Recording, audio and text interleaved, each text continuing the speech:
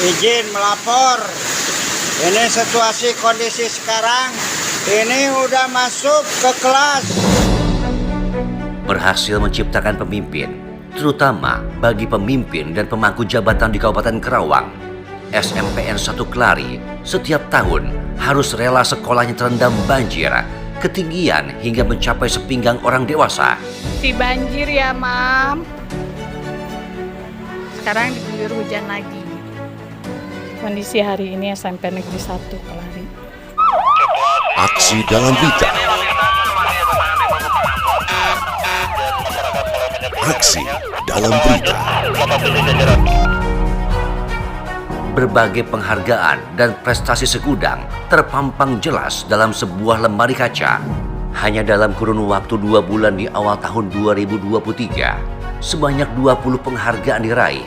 Beragam prestasi yang diraih tentunya melambungkan nama kebesaran dan mengibarkan Kabupaten Kerawang di daerah lain, bahkan nasional. Hal tersebut jelas menjadi hal yang positif akan keberhasilan dunia pendidikan di Kabupaten Kerawang. SMPN 1 Kelari bukan hanya menjadi sekolah yang hanya mengejar penghargaan, namun prestasi dalam hal mendidik, menciptakan anak bangsa menjadi pemimpin telah dibuktikan hingga saat ini.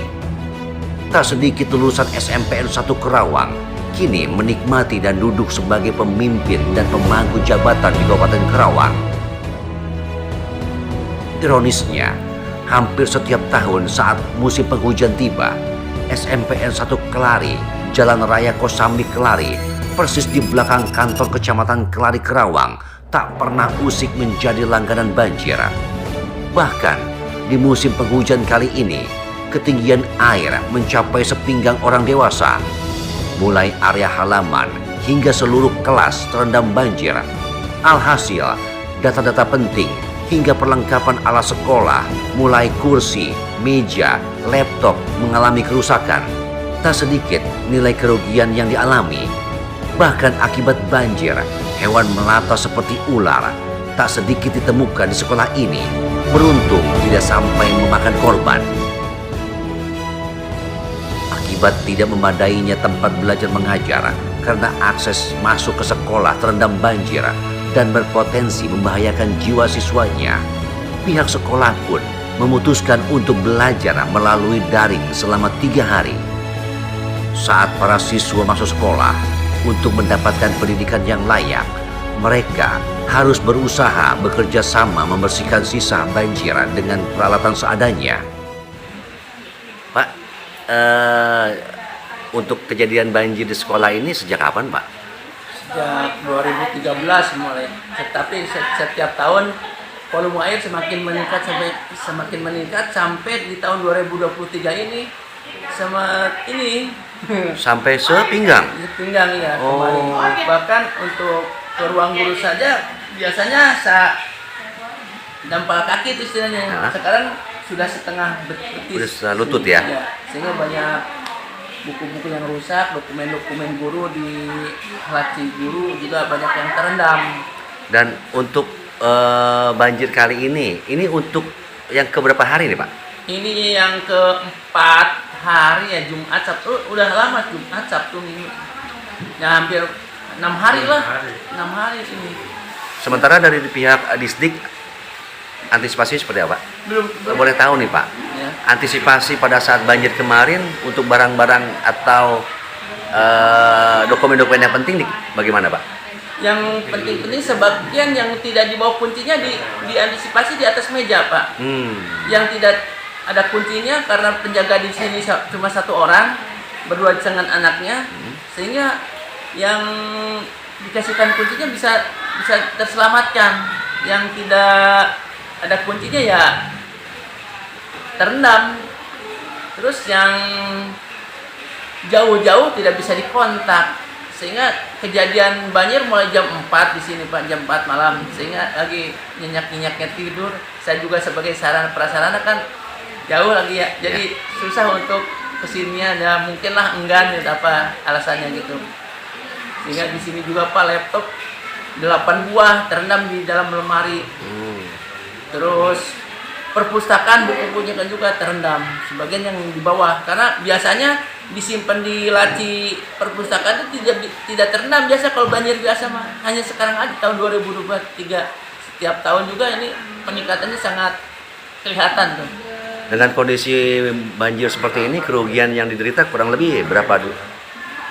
Tuh kalau di taksir lah sekitar 50 jutaan ada gitu.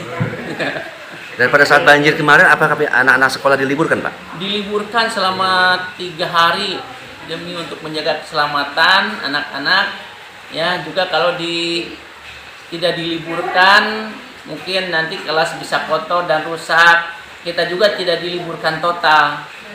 Kita dikasih pembelajaran di rumah daring dengan ada daring. Sistem daring ya? Iya, daring di rumah. Sampai kapan daring, Pak? Sampai Rebo 3 hari lah. Rebo minggu depan.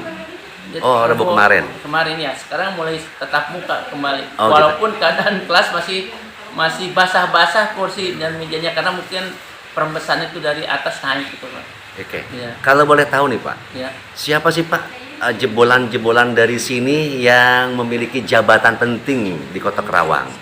Pak Setda, Pak Acep Jamuri, terus Pak Yayan ya sebagai wakil bupati ya.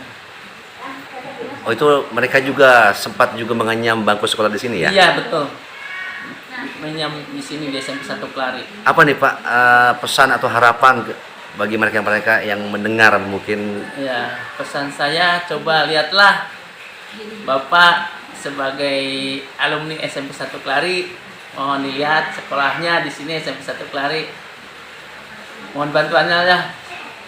Ya, setidaknya mau pengecoran atau bagaimana lah istilahnya, saya harapkan untuk SMP 1 Kelari ada perbaikan supaya tidak setiap tahun tuh tidak ada penaikan volume air ya, karena berhubungan rumah di sini semakin banyak, rumahnya pada ditinggikan sehingga SMP tetap saja posisinya seperti dulu ya, tidak ada penaikan kecuali perbaikan ada hotmix juga mungkin 10 cm lah sehingga tidak terkejar dengan perumahan rakyat ya sendiri. Juga rakyat di sini drainasenya agak tertutup karena tidak memikirkan pembuatan rumah itu ya, sehingga semakin sempit saluran airnya di sini sehingga menjadi macet sehingga lambatnya air untuk buang.